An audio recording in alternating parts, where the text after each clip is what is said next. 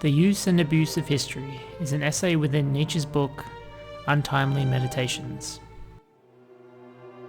An essay where Nietzsche postulates an alternative way of looking and reading into history.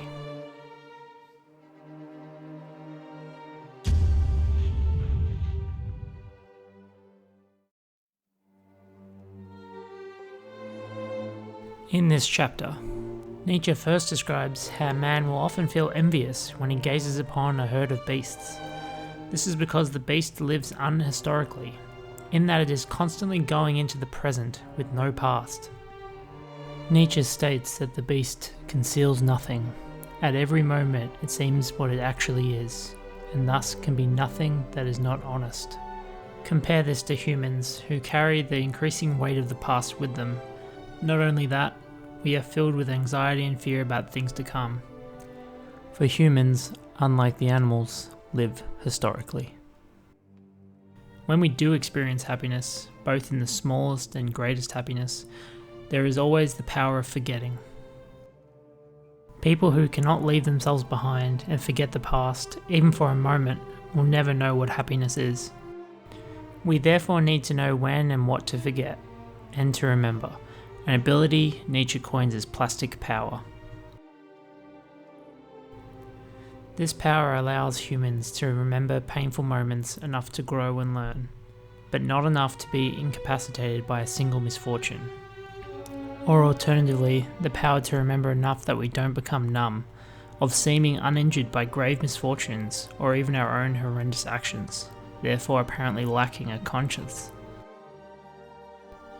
We therefore need to find a balance of plastic power, allowing us to either move on or learn from our experience.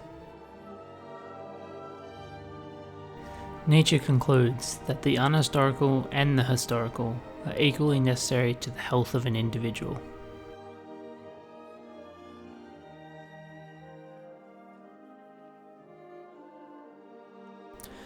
There is also the chance that these historical humans are capable of rising to what Nietzsche coins as the uber-historic, or the super-historical perspective.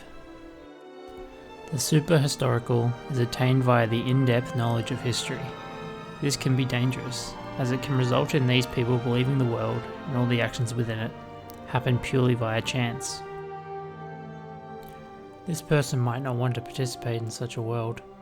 Nietzsche claims the super-historical perspective recognizes the blindness and injustice in the soul of the doer as a condition of every deed. Nietzsche posits a thought experiment to ascertain if someone is born for the super-historical standpoint. We need only ask them if they would live the last 10 or 20 years over again. While he believes everyone will say no, these will be for different reasons. The historical person will decline because they are consoled that the next 20 years will be better than the years preceding. Nietzsche declares, their vision of the past turns them towards the future, encourages them to persevere with life, and kindles the hope that justice will yet come and happiness is behind the mountain they are climbing.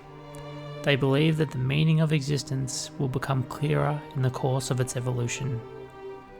The super-historical person also says no, but for a different reason. They see that time is cyclical and question, how could the next 10 years teach what the past 10 were not able to teach?